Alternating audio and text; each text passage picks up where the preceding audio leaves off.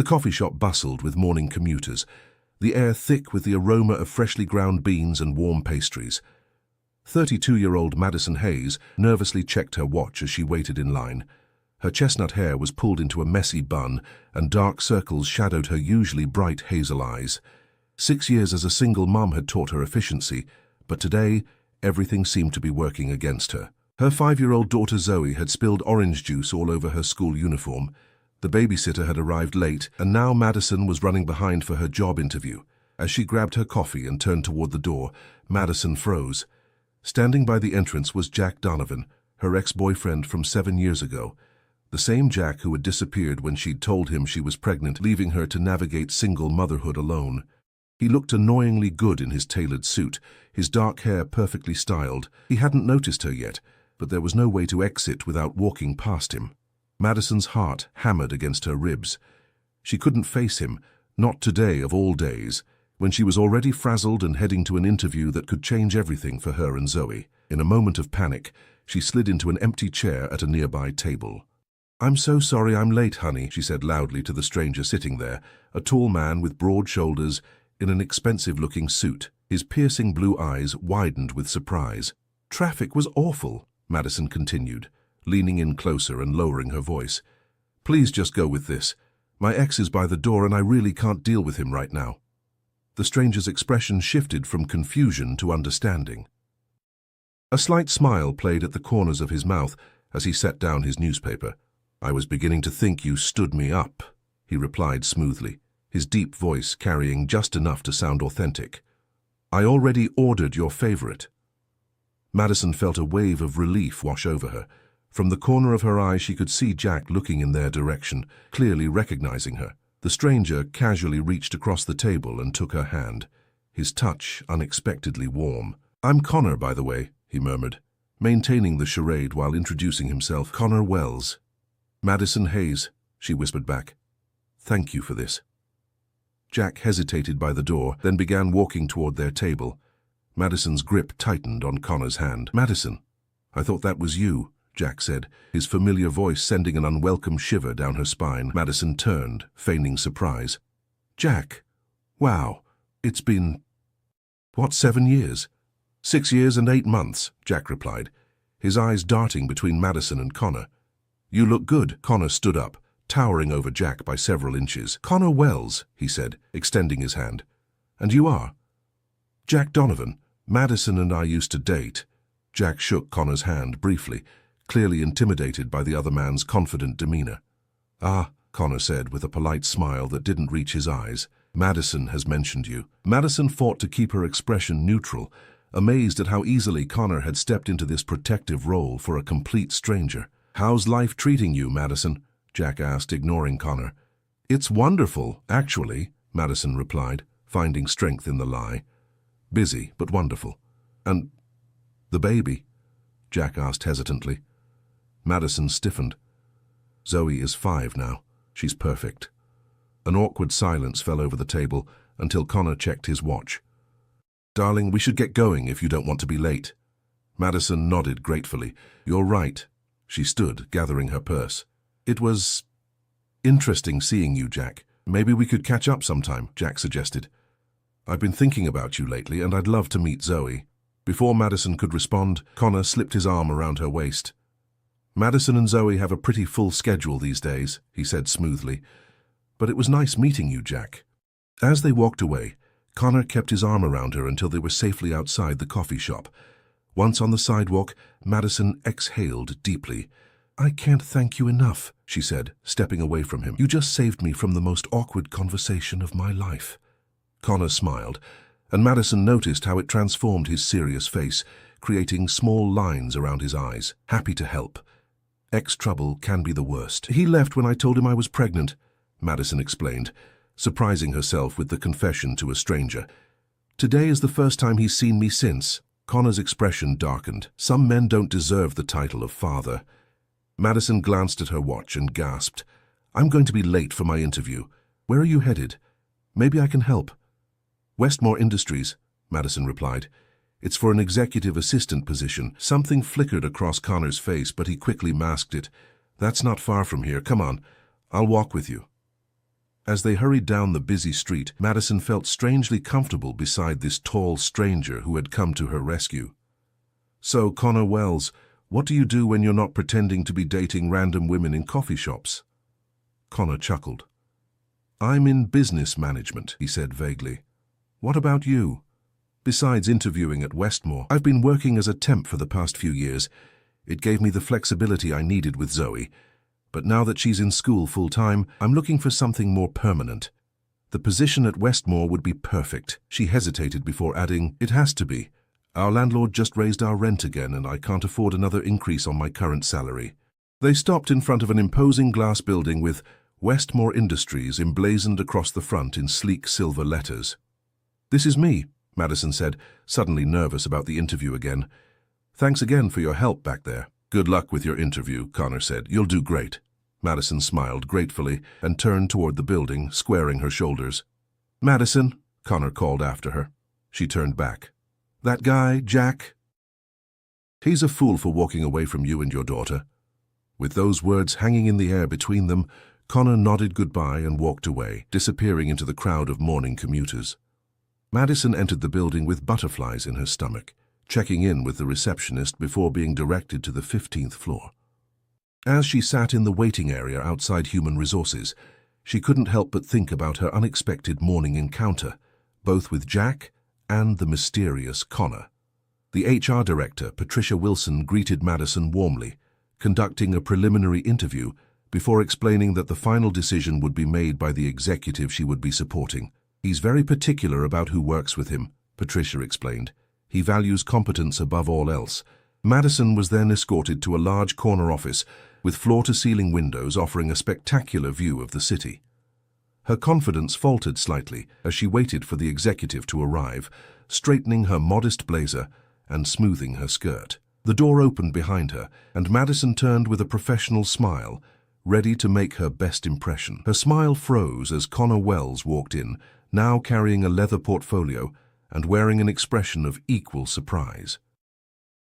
"Madison Hayes," he said, his tone shifting to something more formal. "What an unexpected pleasure to see you again so soon." Madison's mind raced as the pieces fell into place. Connor wasn't just some random businessman in a coffee shop. He was Connor Wells, CEO of Westmore Industries, the man who would decide whether she got the job she desperately needed. "You're Connor Wells," Madison stammered, her professional composure momentarily shattered. "The Connor Wells." A flicker of amusement crossed his face as he moved around the expansive desk. "I believe we established my name at the coffee shop, yes." "No, I mean," Madison took a steadying breath.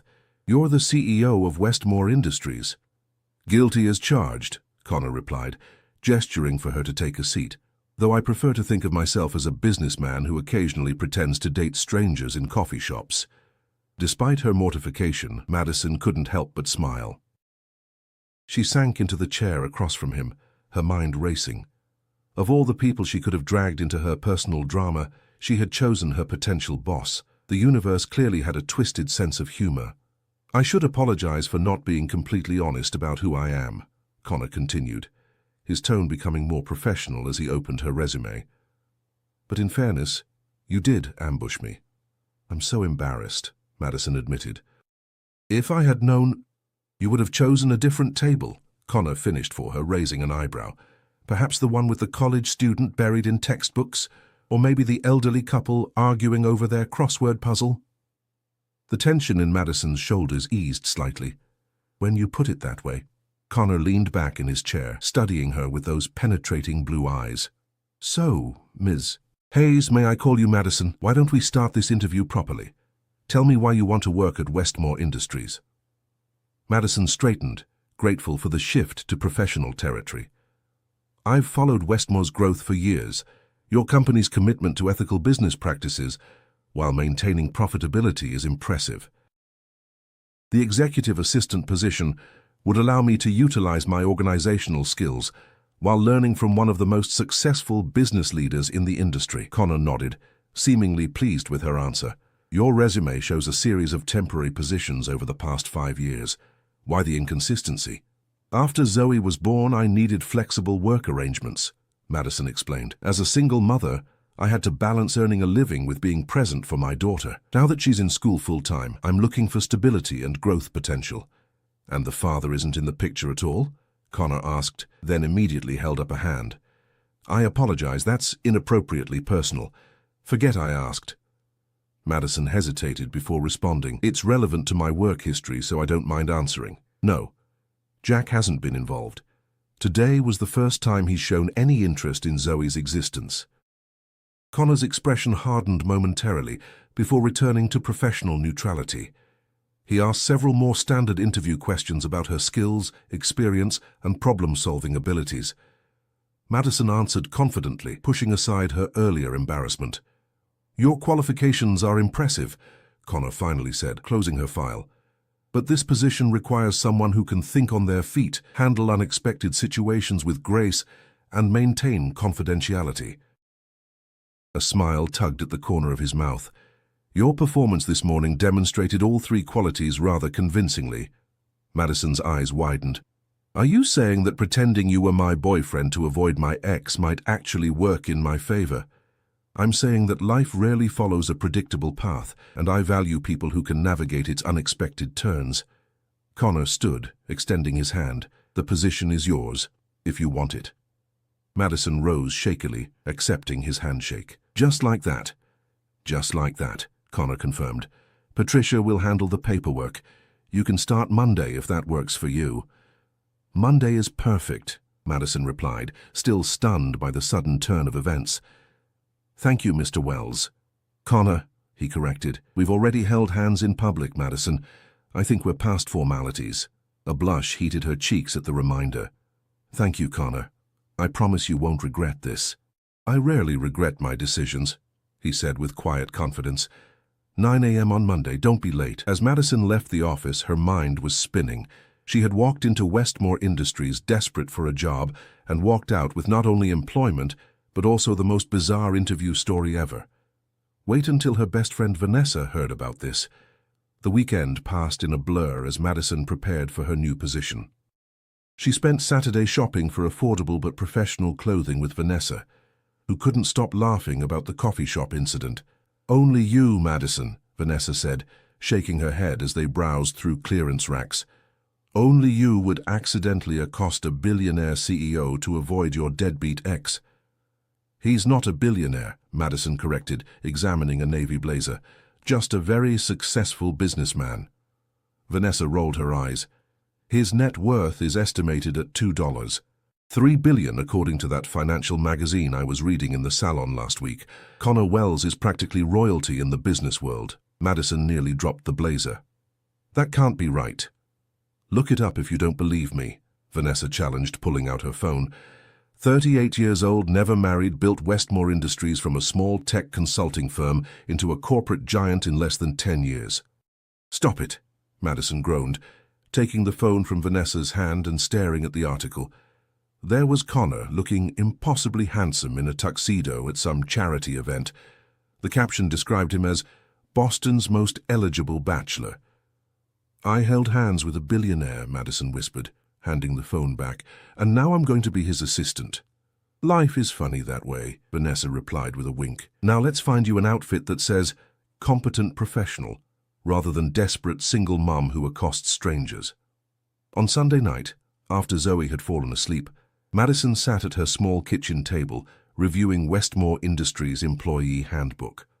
The position offered a salary that was nearly double what she had been making, plus benefits that would significantly reduce her healthcare costs for herself and Zoe. It seemed too good to be true. Monday morning arrived with a flurry of activity. Madison dropped Zoe off at school, promising to take her for ice cream that evening to celebrate the new job. She arrived at Westmore Industries 20 minutes early, determined to make a good second impression. Patricia was waiting for her with an employee badge, security codes, and a detailed orientation. Mr. Wells runs a tight ship, she explained as they walked through the executive floor. He expects excellence, punctuality, and discretion. His previous assistant, Margaret, retired after 15 years, so you have big shoes to fill. Madison nodded, absorbing everything Patricia told her about schedules, protocols, and Connor's particular preferences. No interruptions during strategy meetings, black coffee in the morning, green tea in the afternoon. All emails screened and prioritized before reaching his inbox. And one more thing, Patricia added, lowering her voice as they approached Connor's office. Mr. Wells is intensely private. The press is constantly trying to dig into his personal life. You'll need to be a gatekeeper. Before Madison could respond, Connor's office door opened. He stood there in a charcoal suit that looked like it had been tailored to perfection, his tie the exact shade of his eyes.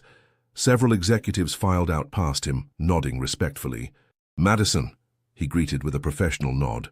"Perfect timing. Come in, we have a full schedule today." The next several hours were a whirlwind as Madison struggled to keep up with the pace of Connor's workday. He moved from meetings to conference calls to document reviews with remarkable focus and energy. Madison took notes, managed interruptions, and tried to anticipate his needs, determined to prove herself worthy of the opportunity. By late afternoon, her head was swimming with information, but she felt a growing confidence in her ability to handle the position. She was reviewing Connor's calendar for the following day when his office door opened. "Madison, I need the Harrington proposal," Connor began, then stopped abruptly, looking past her with a frown. Madison turned to find Jack Donovan standing by her desk, a bouquet of roses in his hand and a sheepish smile on his face. "Surprise," Jack said, holding out the flowers. "I asked around and found out where you were working. I thought maybe we could talk over dinner tonight. About us, about Zoe." Madison stared at him in disbelief, too shocked to respond. Jack had never given her flowers when they were dating, let alone shown up at her workplace unannounced. "Mr. Donovan," Connor's voice cut through the tension, ice-cold and commanding. "How did you get past building security?" Jack's smile faltered. I told the receptionist I was delivering flowers." "I see." Connor stepped fully out of his office, his expression unreadable as he looked between Madison and Jack. "Ms. Hayes, is this a personal visit you were expecting?" "No, sir," Madison replied, finding her voice at last. "Absolutely not." Connor nodded once, then turned to Jack. "Mr. Donovan, Westmore Industries has strict security protocols. Unauthorized visitors are not welcome, regardless of their past connections to my employees." Jack blinked, clearly not expecting this level of opposition. "Look, man, I just wanted a few minutes with Madison to—" "To what?" Connor interrupted, his voice dangerously quiet. "To disrupt her first day at a new job. To continue the pattern of appearing and disappearing from her life at your convenience." Madison's breath caught in her throat as she watched the scene unfold. Connor Wells, billionaire CEO, was defending her honor to her ex-boyfriend, and doing it with a cold fury that made Jack take a step backward. "This is between me and Madison," Jack insisted, though his confidence was clearly wavering. "Not in my building, it isn't." Connor reached over to Madison's desk and pressed the security button.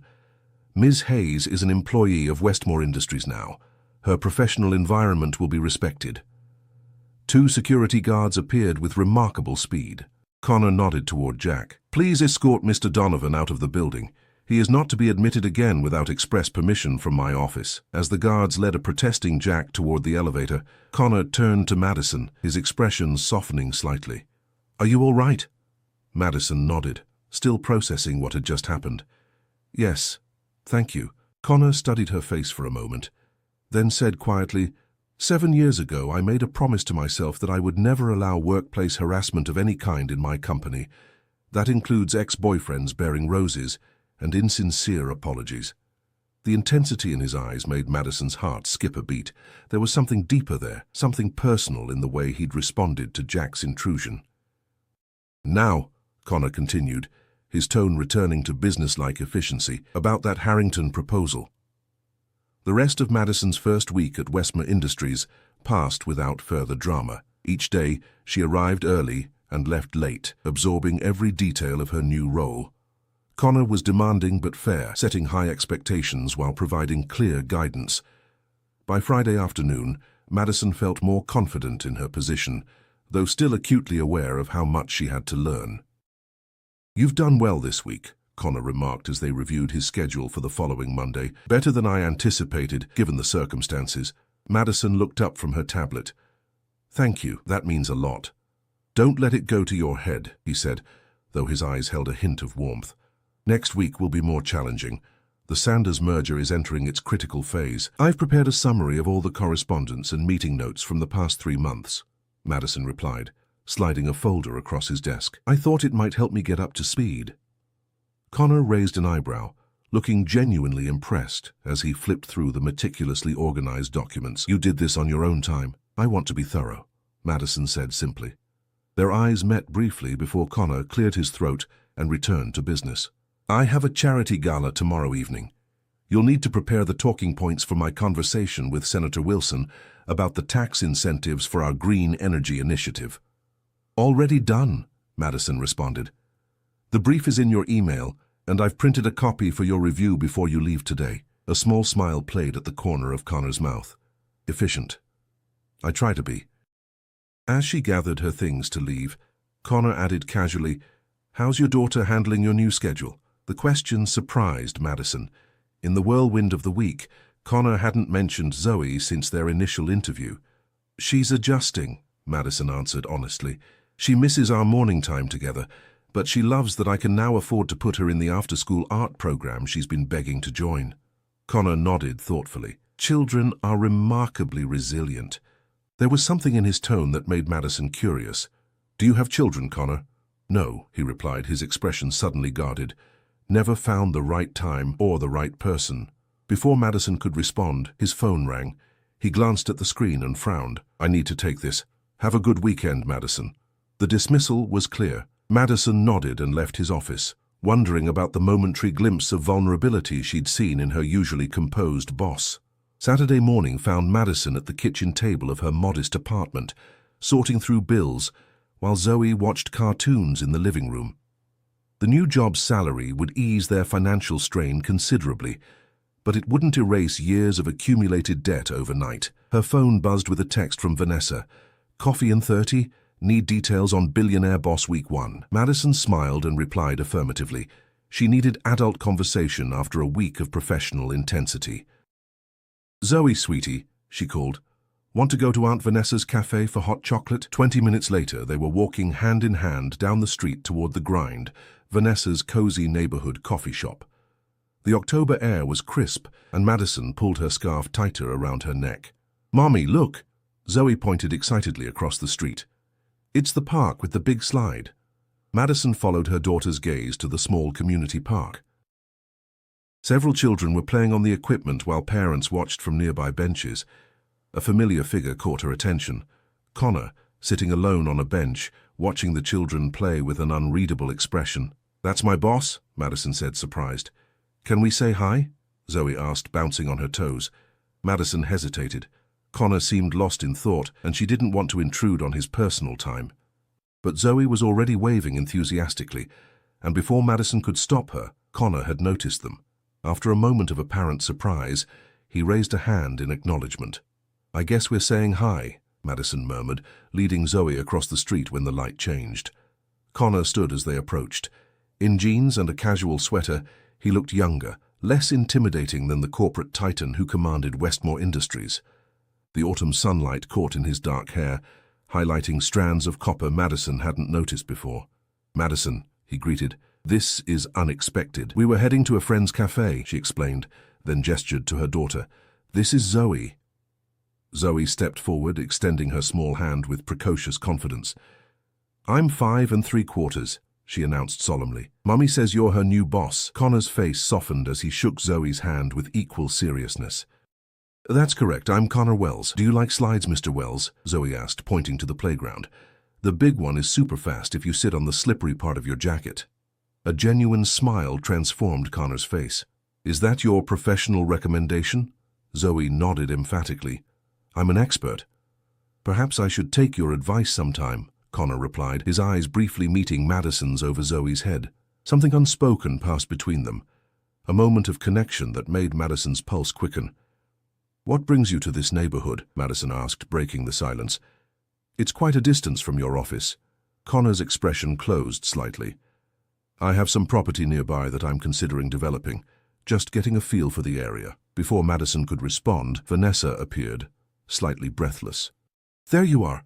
I saw you from the cafe window and... She stopped abruptly, her eyes widening as she recognized Connor. Oh, hello. "Connor, this is my friend Vanessa Taylor," Madison said quickly. "She owns the Grind Cafe around the corner." "Pleasure to meet you," Connor said politely. Vanessa shot Madison a look that clearly demanded explanation later. "I've got a table saved for you guys, and fresh cinnamon rolls just out of the oven." "Cinnamon rolls," Zoe exclaimed, tugging at Madison's hand. "Can we go now, please?" Madison nodded. "We should let you get back to your property assessment," she said to Connor. "Enjoy your weekend." "Actually," Connor said, surprising her, "I could use a coffee. Mind if I join you?" 10 minutes later, they were seated in a cozy corner of the Grind. Zoe was happily devouring a cinnamon roll, icing smeared across her cheek. Vanessa kept finding excuses to pass by their table, casting meaningful glances at Madison each time. "Your friend isn't very subtle," Connor remarked quietly after Vanessa's third unnecessary check on their coffee. Madison laughed softly. Subtlety has never been Vanessa's strong suit. "I like her cafe," Connor said, looking around appreciatively at the warm, eclectic space. "It has character. She built it from nothing 5 years ago," Madison replied with pride for her friend. "Everyone said she was crazy to open an independent cafe with 3 chain coffee shops within walking distance, but she proved them wrong." Connor nodded thoughtfully. The best business decisions often seem foolish to outside observers.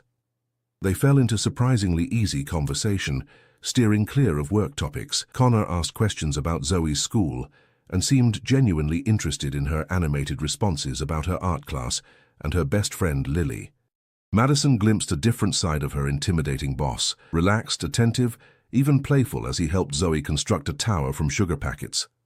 As they were finishing, Connor's phone rang. He checked it and frowned. "I have to take this, excuse me." He stepped outside to answer the call, his expression shifting back to the serious businessman Madison recognized from the office. "He's nice," Zoe declared, licking icing from her fingers. "His eyes get happy when he laughs."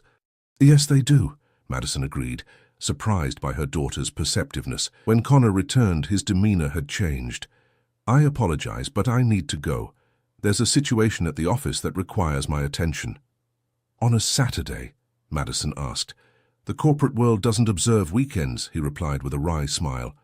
He reached for his wallet, but Madison shook her head. "This one's on us," she insisted. "Consider it thanks for the job opportunity."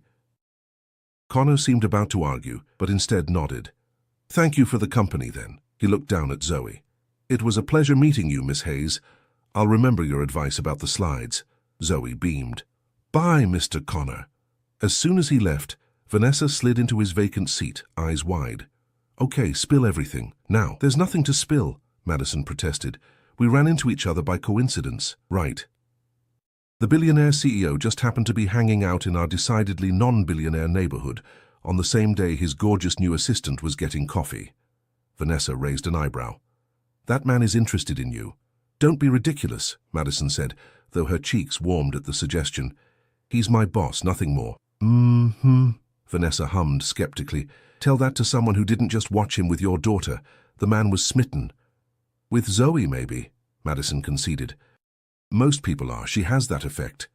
"Like mother, like daughter," Vanessa replied with a knowing smile. Monday morning arrived with unexpected complications. Zoe woke with a fever, forcing Madison to call Patricia and explain that she would be late. By the time she arranged for Vanessa to watch Zoe and made it to the office, it was almost noon. She rushed to her desk, expecting Connor to be irritated by her absence, especially with the Sanders merger meetings scheduled for that afternoon. To her surprise, his office was empty. "He's been in and out all morning," Patricia informed her. "Seemed distracted. He left these for you." She handed Madison a thick folder of documents related to the merger, along with a note in Connor's precise handwriting. "Family comes first. Take the time you need. GW." The simple acknowledgement of her priorities touched Madison deeply. Throughout her working life, she had grown accustomed to employers who viewed her single motherhood as an inconvenience rather than a strength. The afternoon passed quickly as Madison caught up on the morning's work. She was so focused that she didn't notice Connor's return until his shadow fell across her desk. "How's Zoe?" he asked without preamble. Madison looked up, surprised that he remembered. "Better. The fever broke. Vanessa's staying with her until I get home." Connor nodded. "Good." I need you to join me for the Sanders meeting in 30 minutes. They've brought in new legal counsel, who's challenging some of our proposed terms. Of course, Madison replied, already reaching for her tablet. I'll review the latest documents. The meeting was tense, with Sanders' new lawyer, a sharp-eyed woman named Diane Blackwood, questioning every aspect of the merger agreement. Madison took detailed notes, occasionally sliding relevant documents to Connor as specific points arose. They worked in seamless tandem, as if they had been partners for years rather than days. After 3 grueling hours, they reached a tentative agreement. As the Sanders team filed out, Diane lingered, approaching Connor with a smile that was decidedly unprofessional. "It's been too long, Connor," she said, touching his arm lightly. "We should catch up over dinner sometime." Connor's expression revealed nothing. "I appreciate the offer, Diane, but I'm fully booked for the foreseeable future." "Still all work and no play?" Diane persisted. "Some things never change." "Some things do," Connor replied evenly. "Madison, we have the conference call with Tokyo in 20 minutes. We should prepare." Recognizing the dismissal, Diane departed with a thinly veiled look of annoyance. Once she was gone, Connor loosened his tie slightly, the only indication of the stress from the marathon meeting. "Ex-girlfriend?" Madison asked before she could stop herself. Connor looked at her sharply. "That's not relevant to our work." "I'm sorry," Madison said immediately. "You're right, it was unprofessional of me to ask." Connor's expression softened slightly. "No, I apologize for being abrupt. Diane and I have history. It ended badly." "I understand complicated history," Madison said with a small smile. "Coffee shop ambushes, remember?" That earned her a brief chuckle from Connor. "Fair point." He checked his watch. "The Tokyo call isn't actually for another hour." "I just needed an excuse to end that conversation." "Glad I could be useful," Madison replied lightly. Connor studied her for a moment, his blue eyes intent. "You were more than useful in that meeting, Madison. You were exceptional. The way you anticipated what I needed before I asked for it, not many people can do that." The unexpected praise warmed her. "Thank you." As they walked back toward his office, Connor said casually, "The charity gala I mentioned is this Saturday evening. I'd like you to attend." Madison stopped walking. "Attend? As in, be there as a guest?" "As my assistant," Connor clarified. "These events are as much about business as charity. Having you there to manage introductions and remember key details about potential partners would be valuable." "Oh," Madison said, trying to hide her disappointment at the clarification. "Of course." "The dress code is formal," Connor continued. "The company will cover any expenses for appropriate attire." Madison's mind raced. She'd never attended a high society event before, let alone one where she would be representing a major corporation. "I don't have anything suitable," she admitted. "Patricia can help with recommendations," Connor replied matter-of-factly. "Consider it a business expense." As they reached his office, he added, "One more thing. I've arranged for a car service for you and Zoe in the mornings and evenings. It should help with your commute, especially on days when childcare becomes complicated." Madison stared at him, stunned by the thoughtful gesture. "Connor, that's extremely generous, but it's practical," he interrupted. "I need you focused on work, not worried about transportation logistics." There was something in his expression, a vulnerability beneath the business-like exterior, that made Madison wonder what was really behind the offer. Before she could respond, Connor's phone rang, ending the conversation as he stepped into his office to take the call. Madison returned to her desk, her thoughts whirling. In just over a week, Connor Wells had upended her carefully structured life. She had expected a demanding boss, not someone who noticed her struggles as a single mother and sought to ease them, not someone who defended her against her ex, not someone whose rare smile made her heart beat faster in a way it hadn't in years. As she gathered her things to leave for the day, Madison's phone lit up with a text from Jack. "We need to talk about Zoe. It's important." She stared at the message, a cold knot forming in her stomach. After 6 years of absence, what could possibly be so important now? Through the open office door she could see Connor on the phone, his back to her as he gazed out at the city skyline. In that moment, Madison realized how quickly she had come to trust this man who had been a stranger just days ago, and how dangerous that trust might be for her heart. Madison ignored Jack's text that evening, focusing instead on Zoe's recovery and the mountain of work she had brought home. But the message lingered in the back of her mind, an unwelcome intrusion into the new rhythm of life she was establishing. By morning, 3 more texts had arrived, each more insistent than the last. "We need to talk. It's about Zoe." "Madison, please don't ignore me. It's important." "I know I have no right to ask, but I need to see you. It's about Zoe's health." The mention of Zoe's health sent a chill through Madison. What could Jack possibly know about their daughter's well-being? Despite her better judgment, she replied, "What about Zoe's health?" His response came immediately. "Not over text. Meet me for lunch today, please." Madison debated as she rode the company car to Westmore Industries. She didn't trust Jack, but if there was even a remote possibility that he had information about Zoe's health, she couldn't ignore it. She texted back agreeing to meet at a cafe near her office at noon. The morning passed in a blur of meetings and preparations for the Sanders merger. Connor was in rare form, his focus laser-sharp as they refined the final contract terms. Madison matched his intensity, determined not to let her personal concerns affect her work. At 11:45, she knocked on Connor's open office door. "I need to step out for lunch. I've forwarded the updated merger documents to your email, and Patricia will handle any calls." Connor looked up from his computer, his brow furrowing slightly. "Everything all right? You seem distracted." Madison hesitated. Her relationship with Connor was professional, despite the unusual circumstances of their meeting. But something, perhaps the genuine concern in his eyes, made her answer honestly. "Jack wants to meet. He says he has information about Zoe's health." Connor's expression darkened. After 6 years of absence, he suddenly has health information about a child he's never met. "It seems unlikely," Madison admitted, "but if there's even a small chance—" "Of course," Connor nodded, his voice softening. "You have to go." Madison was halfway to the door when Connor called her name. She turned back. "Madison," he said, rising from his desk, "be careful. Men like Jack, they often return when they sense others finding happiness." Something in his tone made her wonder if he was speaking from experience. "I'll be careful," she promised. The cafe was crowded with lunch patrons when Madison arrived. Jack was already seated at a corner table, his expression brightening when he spotted her.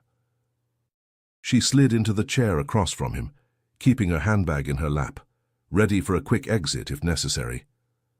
"Thank you for coming," Jack began, looking more nervous than she remembered seeing him. "I wasn't sure you would." "You mentioned Zoe's health," Madison replied coolly. "What information could you possibly have about a child you've never met?" Jack had the decency to look ashamed. "That's not entirely true. I've seen pictures of her on your friend Vanessa's social media." Madison's anger flared. "You've been stalking my friend's accounts?" "Not stalking," Jack defended. "Just keeping tabs, trying to work up the courage to reach out." "For 6 years?" Madison's voice was sharp with disbelief. Jack sighed, running a hand through his hair. "I know I have no excuses, Madison. I was young and terrified of being a father. By the time I realized what a mistake I'd made, years had passed, and I didn't know how to bridge that gap." "So why now?" Madison demanded. "And what's this about Zoe's health?" Jack looked down at his untouched coffee. "My mother was diagnosed with hereditary cardiomyopathy last year. It's genetic, and there's a 50% chance I carry the gene. If I do, Zoe has a 50% chance of inheriting it too." The anger that had been building in Madison's chest deflated, replaced by concern. "Is it serious?" "It can be, if untreated," Jack explained. "But early detection makes a huge difference. I've been tested. I'm a carrier." "I wanted you to know so Zoe could be tested too."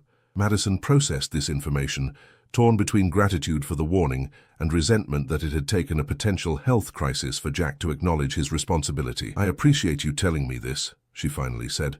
"I'll speak with Zoe's pediatrician about testing." "I'd like to help with the medical expenses," Jack offered, "and maybe get to know her a little. I know I don't deserve it, but you're right." "You don't deserve it," Madison interrupted more calmly than she felt. "I'll consider allowing you limited contact with Zoe, but only after I've had time to think about what's best for her, and only if the pediatrician confirms this concern is legitimate." Jack nodded, accepting her terms. "That's fair, more than fair." As Madison stood to leave, Jack added, "One more thing, that guy, your boss, be careful with him, Madison. I looked him up after our encounter. Connor Wells has a reputation. Madison stiffened. A reputation. For being ruthless in business, for discarding people when they're no longer useful. Jack's expression was serious. I may have been a terrible boyfriend and an absent father, but I still care about what happens to you and Zoe. You forfeited the right to concern yourself with my personal life 6 years ago, Madison replied coldly. Focus on proving you're worthy of knowing your daughter, not on warning me about my boss. She left the cafe with her emotions in turmoil. Jack's health warning about Zoe demanded attention, but his parting comment about Connor lingered uncomfortably. Was there truth to his warning, or was it just jealousy? When Madison returned to the office, Connor was in a meeting. She used the time to research hereditary cardiomyopathy, scheduling an appointment with Zoe's doctor for the following week. The rest of the afternoon passed in a professional blur, as she buried her personal concerns beneath work responsibilities. It was after 7 when Connor emerged from his final meeting of the day. Madison was still at her desk, finalizing details for the charity gala that weekend. You're still here, Connor observed, loosening his tie. Everything okay with your ex? Madison looked up, surprised by his remembered concern. Complicated. He claims there's a genetic heart condition in his family that Zoe should be tested for. Connor frowned. Is it serious? Potentially, if untreated, Madison replied. I've made an appointment with her doctor to verify the claim. Take whatever time you need for that, Connor said without hesitation. If specialists are required, Westmore's medical insurance will cover it. Thank you, Madison said, touched by his support. Connor leaned against the doorframe, studying her with those perceptive blue eyes. There's something else bothering you. It wasn't a question. Madison hesitated before admitting. Jack mentioned your business reputation. He implied you were ruthless. A shadow crossed Connor's face. I've made difficult decisions in my career. Not all of them have been popular. That's business, Madison acknowledged. But he seemed to be suggesting something more personal. Connor was silent for a long moment. I grew up in the foster system, Madison. I learned early that depending on others was a dangerous gamble. That perspective has shaped both my business practices and my personal relationships. The unexpected revelation stunned Madison. Connor Wells, billionaire CEO, had been a foster child. I had no idea, she said softly. Few people do, Connor replied. It's not something I advertise. Is that why you were at the park that day? Madison asked, remembering his solitary figure watching the children play. Something to do with your childhood? A sad smile touched Connor's lips. Perceptive. The property I mentioned owning near there, it's the site of my last foster home.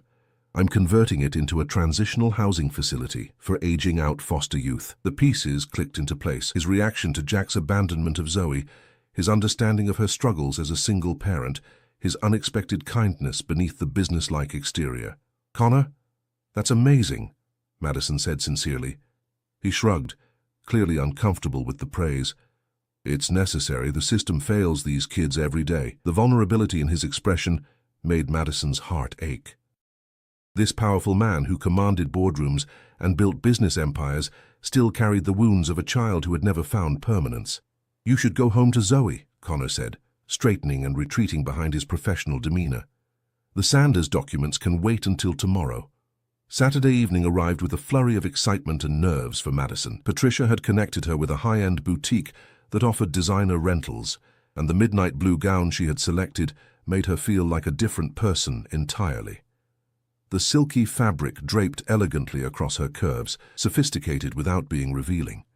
She had splurged on having her hair professionally styled, soft waves cascading over one shoulder. Vanessa whistled appreciatively as she helped put the finishing touches on Madison's makeup. If your boss doesn't fall head over heels tonight, he's either blind or dead. It's not like that, Madison protested for what felt like the 100th time. I'm attending as his assistant, not his date. Vanessa replied, clearly unconvinced. Just remember what I said about those shoes. 4-inch heels are gorgeous until hour 3, then they're torture devices. Zoe twirled around the living room, admiring Madison's transformation. You look like a princess, Mommy. Thank you, sweetie, Madison replied, kneeling carefully to hug her daughter. You be good for Aunt Vanessa tonight, okay? I won't be home until very late. We're going to have the best sleepover ever, Vanessa assured her, sharing a conspiratorial wink with Zoe. Complete with blanket forts and double chocolate pancakes for breakfast. The doorbell rang, signaling the arrival of Connor's driver. Madison's stomach fluttered with unexpected nerves as she gathered her evening clutch and wrap. "Wish me luck," she said to Vanessa. "You don't need luck," her friend replied. "You've got that dress." The charity gala was being held at the historic Fairmont Hotel, its grand ballroom transformed into a glittering wonderland of crystal, champagne, and Boston's elite. Madison had never seen such an obvious display of wealth, from the women dripping in diamonds to the men in custom tuxedos that cost more than her monthly rent. Connor was waiting for her in the lobby, his tall figure commanding attention even among the crowd of wealthy attendees. His tuxedo fit him perfectly, highlighting his broad shoulders and lean physique. When he turned and saw her, his eyes widened almost imperceptibly. "Madison," he greeted, his gaze traveling from her face to the elegant gown and back. "You look remarkable." "Thank you," she replied, feeling her cheeks warm at his approval. "You clean up quite well yourself, Mr. Wells." A ghost of a smile touched his lips. "Shall we?" He offered his arm and she placed her hand lightly on it, hyper-aware of his proximity as they entered the ballroom. The evening was a whirlwind of introductions, business discussions thinly veiled as social niceties, and Madison's growing awareness of how easily Connor navigated this world of privilege. He introduced her simply as Madison Hayes, my executive assistant, but the speculative glances from other guests suggested they assumed more. Madison did her best to fulfill her professional role, remembering names and connections, subtly prompting Connor with key details about potential business partners and deflecting the more intrusive questions from curious socialites. Throughout it all, she was conscious of Connor's hand occasionally at the small of her back, guiding her through the crowd, a touch that felt both protective and possessive. During a rare, quiet moment when Connor was engaged in conversation with the mayor, Madison slipped away to the terrace for a breath of fresh air. The October night was cool, but not uncomfortable, the city lights spreading out below like scattered stars. "Overwhelming, isn't it?" a female voice asked from the shadows. Madison turned to find an elegant older woman with silver-streaked dark hair watching her with knowing eyes. "The first time is always the hardest," the woman continued, moving to stand beside Madison at the railing. "All these people pretending their wealth makes them special, when half of them were born into it and the other half would sell their souls to keep it." Madison smiled despite herself. "That's a rather cynical view." "I prefer realistic," the woman replied. "I'm Eleanor Westmore." Madison's eyes widened in recognition. "Connor's former mother-in-law," Eleanor finished for her. "Though we've maintained a better relationship than most in our situation." "Mother-in-law?" Madison echoed, her mind racing. "Connor was married?" Eleanor studied her with renewed interest. "He hasn't told you." "Interesting." "We have a professional relationship," Madison explained quickly. "There's no reason he would share his personal history with me." "Yet he brought you here tonight," Eleanor observed. "Connor doesn't bring women to these events unless they matter to him. In 6 years, you're the first." Before Madison could process this information, the terrace door opened and Connor appeared. His expression shifted from casual searching to sharp alertness when he saw them together. "Eleanor," he greeted, his voice carefully neutral. "I didn't know you were attending tonight." "Last-minute decision," Eleanor replied smoothly. "I was just getting acquainted with your lovely assistant. She reminds me a bit of Catherine, the same quiet strength." A muscle twitched in Connor's jaw. "Madison, Senator Wilson is asking about the Green Energy Initiative. Would you mind joining us?" The request was clearly an excuse to separate her from Eleanor, but Madison nodded, professional mask firmly in place. "Of course, it was a pleasure meeting you, Mrs. Westmore." "The pleasure was mine," Eleanor replied with a knowing smile. "I suspect we'll meet again." As they walked back into the ballroom, Madison could feel the tension radiating from Connor. "I'm sorry if I said something wrong," she offered quietly. Connor shook his head. "You didn't.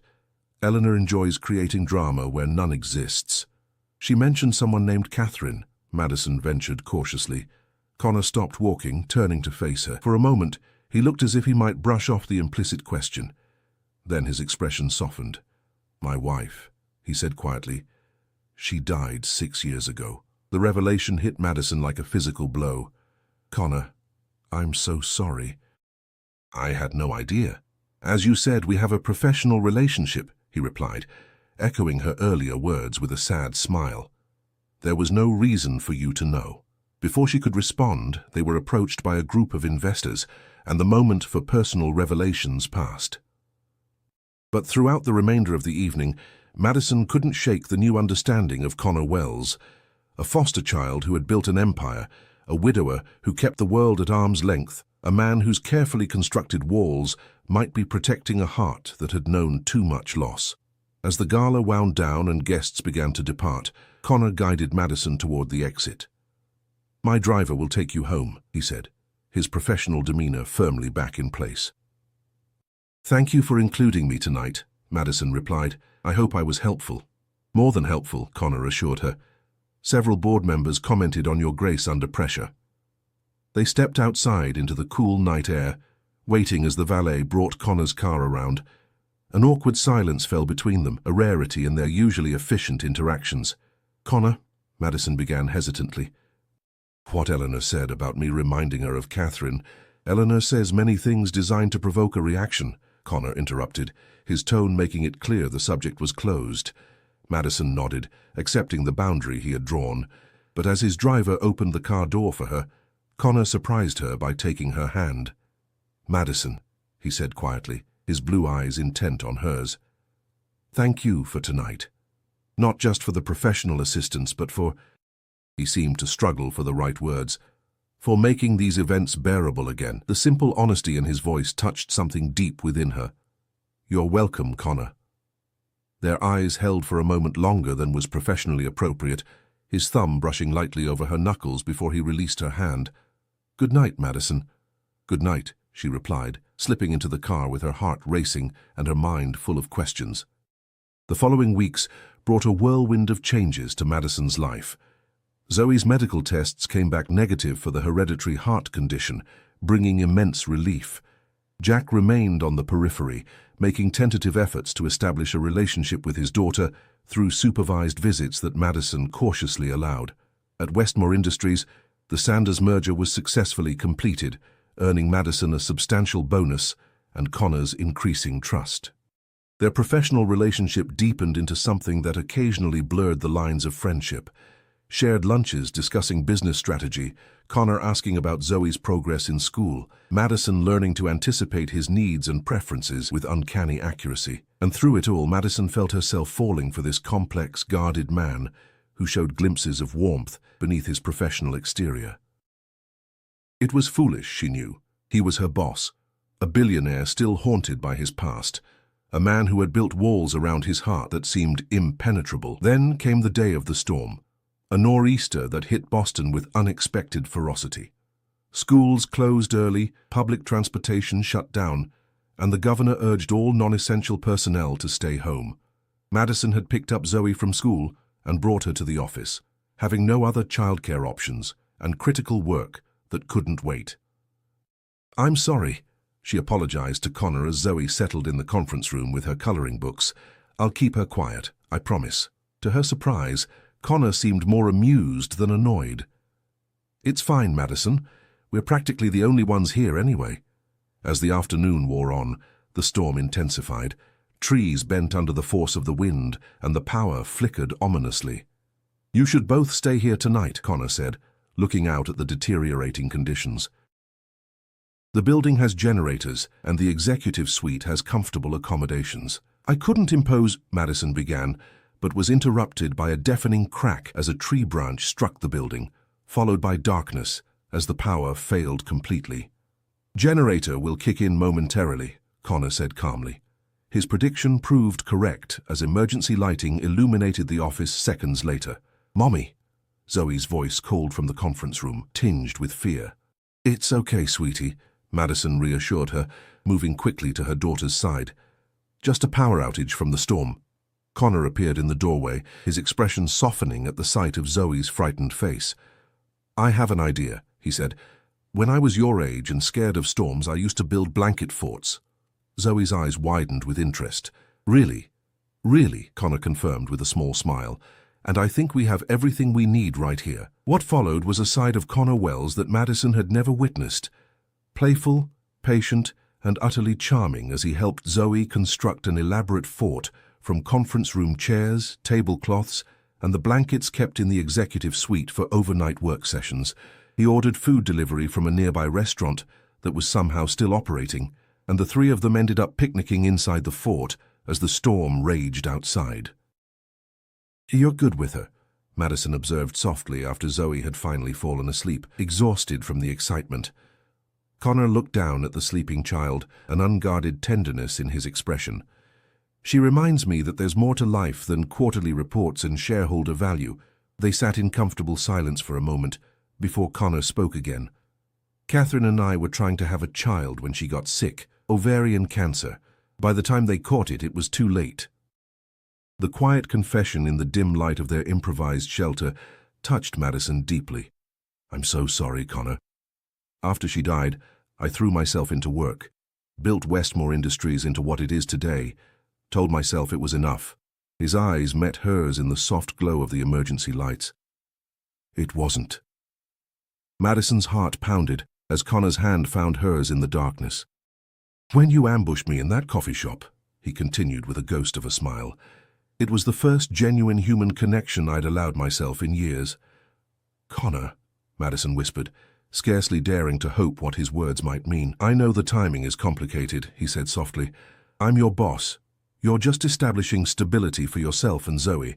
But Madison, you've awakened something in me I thought died with Catherine." The vulnerability in his confession, so at odds with the powerful CEO the world knew, moved Madison profoundly. Without overthinking, she leaned forward and pressed her lips gently to his. The kiss was tender, hesitant at first, then deepening as Connor's hand came up to cradle her face. When they finally broke apart, Madison could see in his eyes the same mixture of surprise, desire, and hope that she felt. "Where do we go from here?" she asked softly. Connor's thumb traced the line of her cheekbone. "I don't know exactly, but I'd like to find out, if you would." Madison glanced at Zoe sleeping peacefully beside them, then back at this remarkable man who had entered their lives through the strangest of circumstances. "I'd like that too," she whispered. Outside, the storm continued to rage, but within their improvised shelter, Madison felt a sense of peace she hadn't experienced in years. The journey ahead would not be simple. There were professional boundaries to navigate, past wounds to heal, and a little girl's future to consider. But as Connor's fingers intertwined with hers, Madison knew with certainty that some storms bring not destruction, but new beginnings. In the morning light, as they emerged from their shelter to find the world washed clean by the storm, Madison watched Connor gently carrying a still sleeping Zoe to the comfortable couch in his office. The tenderness in his actions spoke volumes about the man beneath the powerful exterior, a man willing to risk his carefully guarded heart for the chance of building something real with her and Zoe. "What are you thinking?" Connor asked, noticing her thoughtful gaze. Madison smiled, remembering their unlikely first meeting and all that had transpired since. "I'm thinking that sometimes the most important journeys begin with a desperate act in a coffee shop." Connor's answering smile, unguarded and genuine, was like the sun breaking through clouds.